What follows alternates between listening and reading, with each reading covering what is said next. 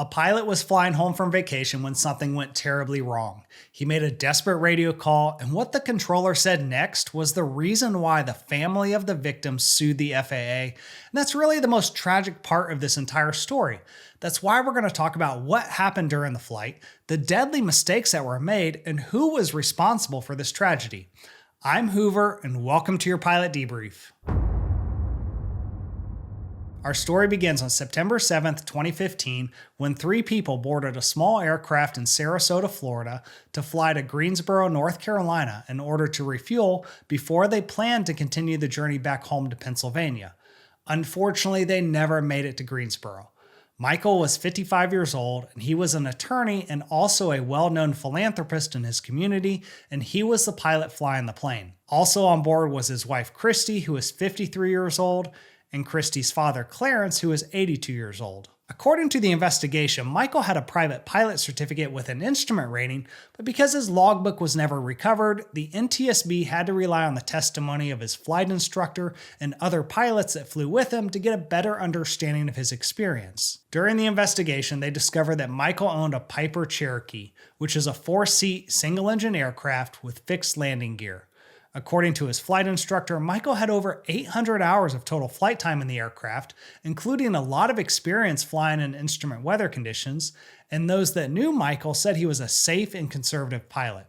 But the most important thing you need to know about the Piper Cherokee that he owned is that it wasn't equipped with advanced avionics or an autopilot.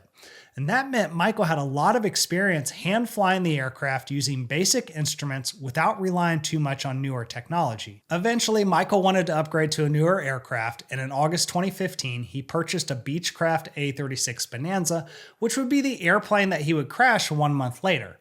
Now, if you're not familiar with the Bonanza, it's a 6-seat single-engine aircraft with retractable landing gear, advanced avionics, an autopilot, and an engine that produced about 100 more horsepower than the Piper Cherokee. This was a big upgrade for Michael, so after he purchased the aircraft, he called his flight instructor and got a full checkout to obtain his complex airplane endorsement. This included 6 hours of flight time and an hour and a half of ground instruction. His instructor also spent time demonstrating how to use the Garmin 530 that was installed in the aircraft for instrument approaches. Even though part of his training included flying practice instrument approaches, these were all done in VFR conditions, and Michael never flew with the hood on. This is a tool that pilots can use to limit their visibility to just the instrument panel so they can simulate flying in instrument conditions. That meant he didn't have any experience flying in IFR conditions in the new aircraft, so he needed to be very careful when it came to his plan. Michael's last flight with his instructor was on September 2nd, and just 2 days later, he decided to take his wife and his father-in-law and fly from his hometown in Pennsylvania down to Florida for a few days to visit family. Because he wanted to stay safe, he invited a friend who was also a pilot that owned a Bonanza to fly down there with him. Now that friend would act as a safety pilot for the flight, which in my opinion is probably one of the best things you can do when you're still trying to get comfortable flying a new aircraft. During the flight down to Florida, Michael's friend helped him practice loading instrument approaches into the Garmin 530, and they even had a chance to fly a practice instrument approach. Now keep in mind that Michael only had about 6 hours of experience in the aircraft prior to this trip, so the more practice he got with the avionics, the better. Michael's friend said the flight was mostly VFR and uneventful, and Michael was getting a lot more comfortable with the Garmin by the time they arrived in Florida. The only problem was the friend wasn't planning to make the trip back to Pennsylvania with him, so Michael was on his own, and that's when his plans started to fall apart. According to a witness, Michael planned to fly home on September 7th because his father-in-law needed to make it to a doctor's appointment the following day, and my guess is this probably created a little bit of pressure for Michael to make it back home on the day of the crash. That's why I always recommend if you're flying yourself somewhere, you better have a flexible schedule, because you don't want to put yourself in a situation where you feel pressured to make a flight happen. Now, in terms of the trip, the first flight was going to be from St. Petersburg to Sarasota, and it's not clear why they were making that stop, but we know that when Michael showed up at the St. Petersburg airport, he called to get a weather briefing and he filed an IFR flight plan saying the flight would take 15 minutes. The weather briefer warned him about a convective sigmet for embedded thunderstorms to the west of his route of flight, but because Michael was in a hurry to get airborne, presumably to beat the storm, he interrupted the briefer and ended the call after about 3.5 minutes. Now, thankfully, they made it to Sarasota without incident.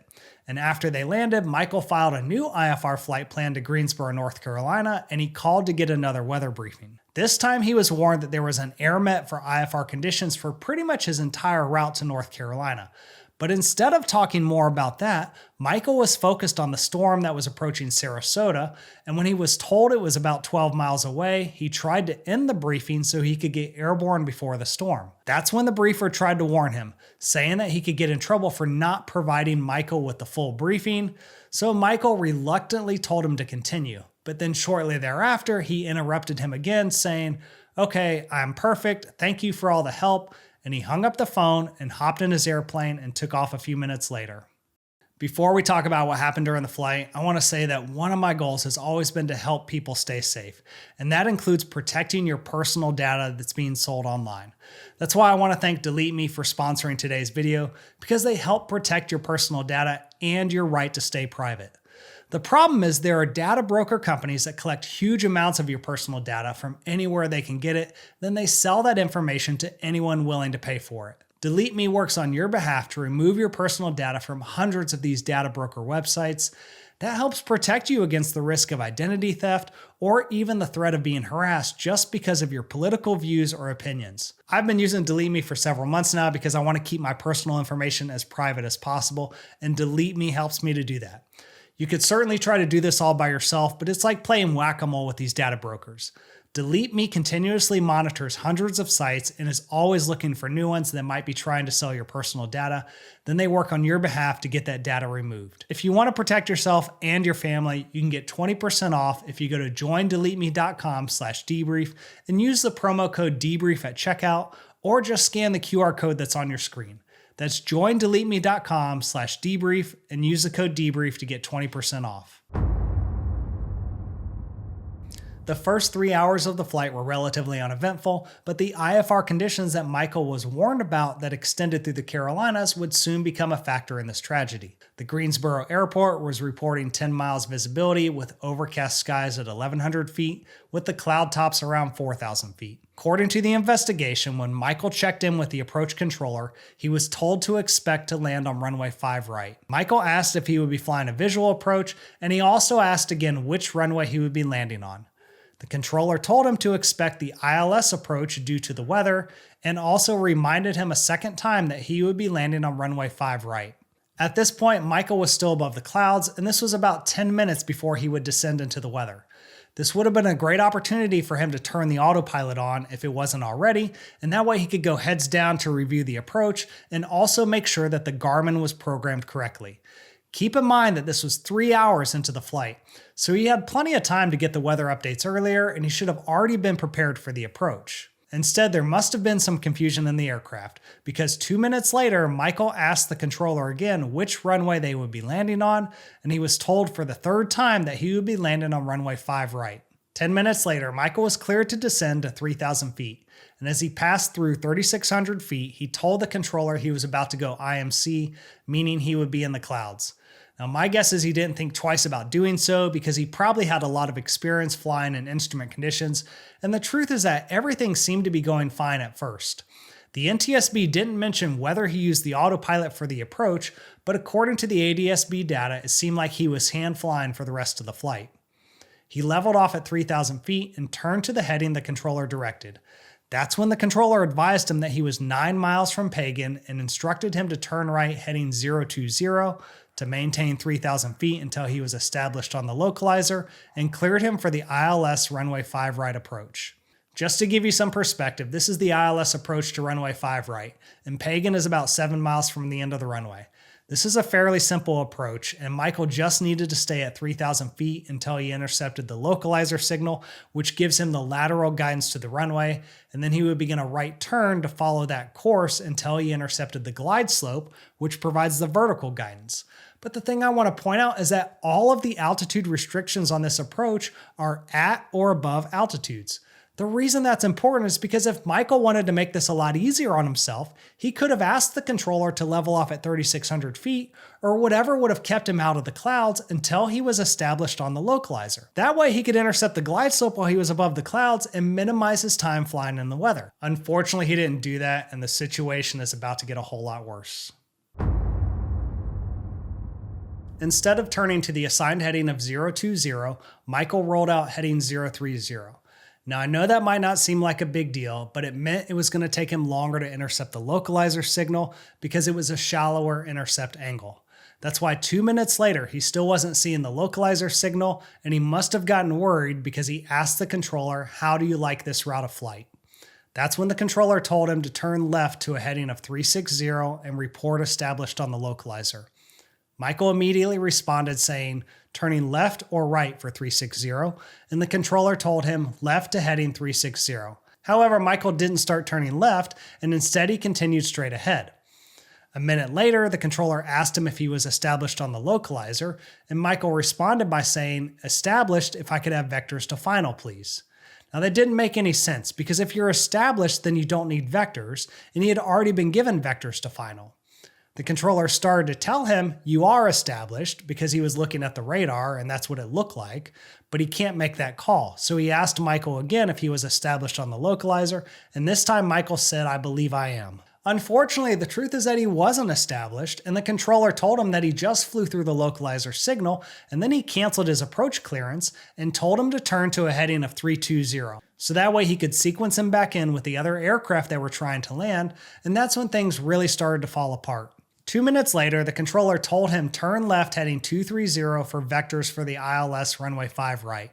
Michael read back the instructions, but then he turned to a heading of about 280, which was about 50 degrees off course.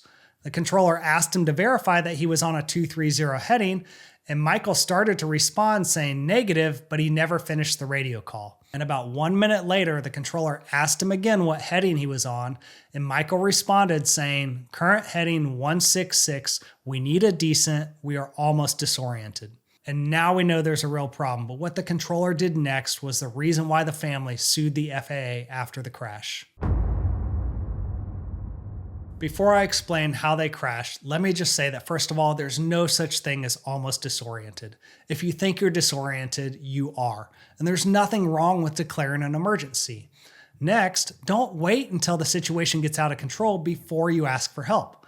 Michael was struggling with the approach for at least 5 minutes, and he never said anything about it. Michael was at 2,700 feet when he said he was getting disoriented, and just 7 seconds later, instead of telling him to climb to 4,000 feet to get above the weather, the controller asked, "Can you accept a no gyro turn to final?" And Michael said yes. If you're not familiar, in a no gyro approach, instead of giving you a specific heading to fly, the controller is going to tell you which direction to turn and when to stop turning, and it's based on the pilot flying a standard rate of turn of 3 degrees per second. This isn't the kind of approach that pilots fly on a regular basis. In fact, the last time I did one of these for practice was probably about 20 years ago when I was flying the Strike Eagle. Now, typically, this is something that's only used in an emergency situation, like when your heading indicator is no longer reliable. But in this case, Michael never reported any malfunctions, and the controller never tried to verify if there's anything wrong with his aircraft. The investigation would later discover that the controller wasn't familiar with standard rate turns in regards to no gyro procedures and couldn't recall the last time he got training on emergencies or how to determine an emergency situation. The controller described the situation as a priority but not an emergency. The controller would go on to say that he was aware that Michael was disoriented and he was trying to get him on a solid vector so he could level the wings and then climb back up above the clouds, but that's not exactly what happened. 30 seconds after Michael said he was disoriented, the controller told him to start a left turn, and then 16 seconds later, he told Michael to maintain 2,500 feet.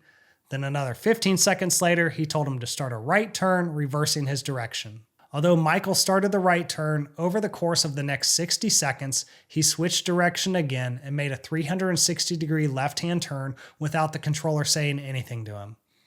That's when the controller finally told Michael to climb and maintain 4,000 feet to see if he could get him back above the clouds. Michael responded only with his call sign, and the controller told him again to climb and maintain 4,000 because at that point, Michael was losing altitude and down at 2,100 feet. A few seconds later, heavy breathing was heard on the frequency as Michael asked if there was a nearby airfield. The controller told him Greensboro was only 7 miles away. Screams were heard on the radio as the aircraft entered a steep spiral, and everyone on board died when they impacted the ground.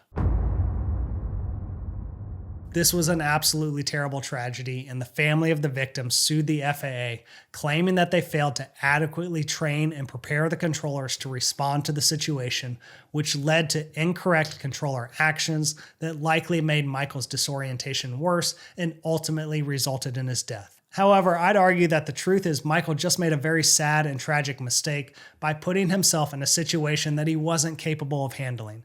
His prior experience flying in the weather in the Piper Cherokee likely resulted in him being overconfident in his ability to fly the approach, even though this was a new airplane with avionics that he wasn't familiar with.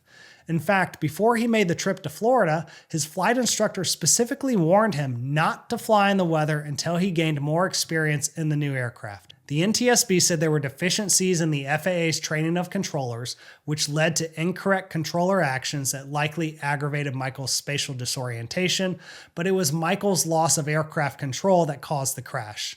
Eventually, the court ruled against the family, saying that Michael never should have been flying in those conditions to begin with, and even if the controller had told Michael to climb above the clouds instead of offering him the no gyro vector, there was no guarantee that he would have been able to comply because he was already struggling to maintain heading and altitude. I'd like to know what you think about all of this, so be sure to leave a comment below. And I also want to thank Delete Me for sponsoring today's video. Be sure to go to joindeleteme.com/debrief and use the promo code debrief or scan the QR code on your screen to get 20% off. And if you get a chance, check out this other video, and I'll see you on the next debrief.